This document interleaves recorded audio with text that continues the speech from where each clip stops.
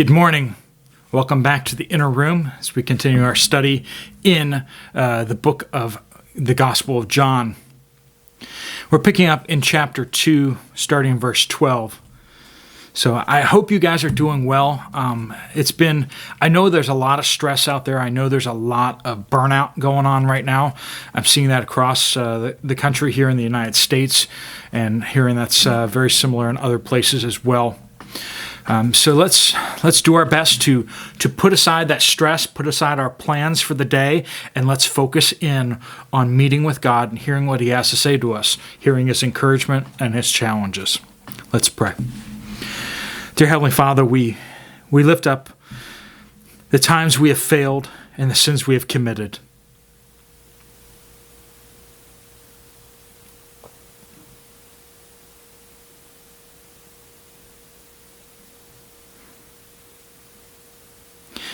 Lord, we praise You that we can find forgiveness in Jesus Christ, all that we confess. And You are faithful and just to forgive us our sins and cleanse us from all unrighteousness. Lord, we pray that You would open our hearts and our minds to hear what You have to say to us today, this morning. We pray that You give us the strength to be obedient and to follow in Your way. We pray that, Jesus, that You return quickly, and we pray all this in the power of Jesus' powerful name. Amen. All right, today we have an exciting passage where we're seeing Jesus take on the religious leaders. He is going to beat some people, but they certainly have it coming. John chapter 2, starting verse 12. We're going to read all the way through the end of the chapter, through 25, because it's all basically one big story. The Jewish Passover was near, so Jesus went up to Jerusalem, and in the temple he found people selling oxen, sheep, doves, and he also found money changers sitting there. Now they're actually in the temple. This would be the courtyard of Gentiles. This is where the Gentiles are supposed to worship.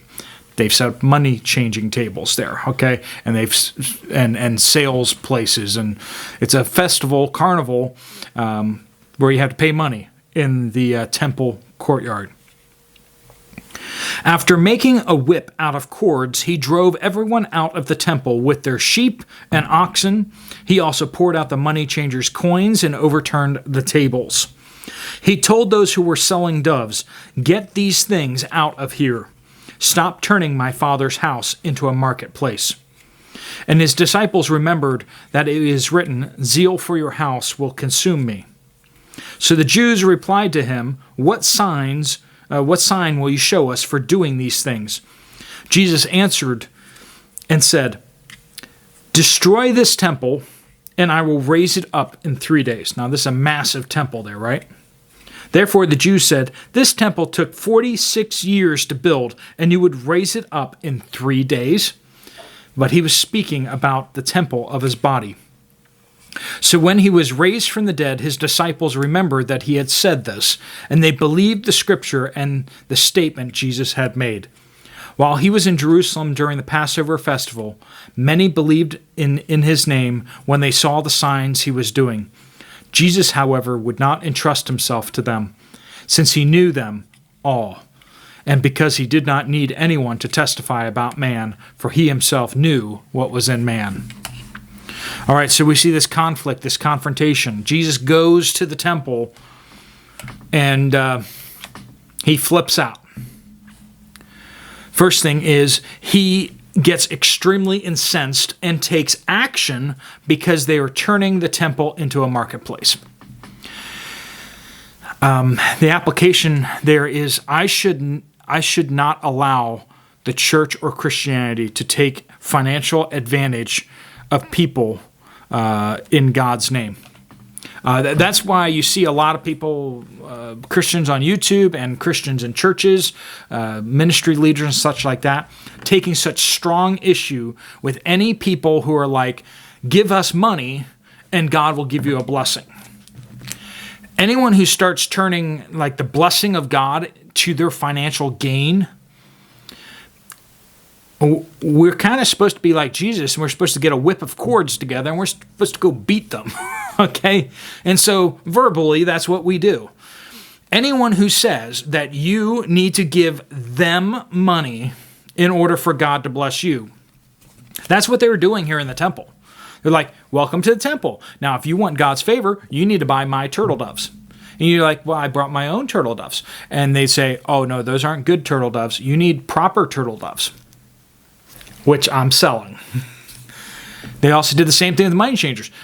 If you're coming from like Syria, or you're coming from outside, even if you're using Roman coins in Jerusalem, which is the currency they were using, you go into the temple and they'd be like, no. You can't offer Roman coins to God. You need to offer Jewish coins to God. And so they're like, we'll give you an exchange of your Roman coins for these coins of ours that are acceptable to use in the temple. Of course, you couldn't use those coins elsewhere. So, I mean, they're basically selling, just things that didn't really have any value, and they're taking hard cash from people. You see how this is just one big scam? And they're like, you need to buy from us. You need to give us your money so that God will bless you, so that God will be pleased with you. You want to be forgiven of your sin? Well, just write a check for X amount to me. You see how offensive that is? That is not how God works at all. God does not sell you salvation. God does not sell you his favor. It is free and undeserving. It is given to those who place their faith in Jesus Christ. So he takes great offense to this. Verse 17, and the disciples remembered that it is written, zeal for your house will consume me. You know, zeal is this great passion. I think that's a great way of putting it. Great passion. So it can be it's very intense, right? It can be anger. It can be expressed as anger. It can be expressed by great deep love. Just like a man who loves his wife and children, when things go bump in the night, he picks up his weapons and goes to go defend his family. The wrath of a man in love with his family. He's willing to lay down his life. He's willing to lay down other people's lives who are coming to harm his wife and his children and such like that. So this same zeal Jesus has for the temple. Now, he didn't actually kill anybody. He doesn't. He just drives them out and humiliates them and rebukes them publicly for turning God into a vending machine that you have to put money into. So, application, I should care deeply about God's reputation and representation here on earth. Right? How people are representing God, like churches and other people that are speaking for God, that is a concern for me. Something that I will pray about, and something that I need to speak up and say things when people are doing that, and be like, no, that isn't right. Okay? We need to have a zeal for God's reputation here on earth, especially people who claim to represent him. You need to look them right in the eye and be like, you don't represent God. Hey, everybody, he doesn't represent God. She doesn't represent God. They're a liar. Don't listen to them, okay? So there's this, you're seeing this theme against false teaching. People who are monetizing Jesus and monetizing God. Verse 3, point 3, verse 18. So the Jews are like, so where do you have this authority? What sign do you have for this authority? He's like, tear down this temple, and in 3 days I will raise it up. They're like, this temple? And Jesus is like, no, this temple, right? Jesus pointed to his resurrection as his authority and as his confirmation that he had authority to do what he was saying. So, application, I should believe in Jesus' authority because he was raised from the dead. See how everything in Christianity focuses in on the resurrection. The resurrection proves that Jesus had authority. Everyone makes, lots of people have made claims, but only one has made those claims and been raised from the dead. Lots of people have claimed to be God, but only Jesus claimed to be God and was raised from the dead. And that's why the resurrection is so crucial. It's so So to the point, some people only preach the death of Jesus, but we need to be preaching the death of Jesus in our place, but then his resurrection to power. That's why if you look at like Catholic crosses, Jesus is always on the cross. But Protestant crosses usually make it a point to not put Jesus on the cross, okay? That is an empty cross, symbolizing the empty grave, that Jesus is risen. He's not dying in your place right now. He's resurrected. Now, it's not a knock on the Catholics. It's just a different symbolism, what they're pointing to. What are the Catholics are pointing to remember Jesus' death. Protestants are more focused on remembering, yes, his death, but also that he is raised into new life. That's why a lot of times they'll put the purple sash on the cross. It's a reminder of Jesus' he's now king, right? So we should always preach the resurrection along with the rest of the gospel. When you share the gospel with somebody, it should include the death, burial, and resurrection of Jesus. You can't just cut out the resurrection because you're like, I don't get why that has anything to do with it. It is essentially important. It proves Jesus' authority. Verses 24 and 25. It says that he did other signs, but he did not entrust himself to them. What does that mean? He didn't trust people. Okay. Application, I should not trust people or place my trust in people. People will let you down. Jesus knew that. He knew that some of these people, a lot of these people, would try to twist and use Jesus for their own gain.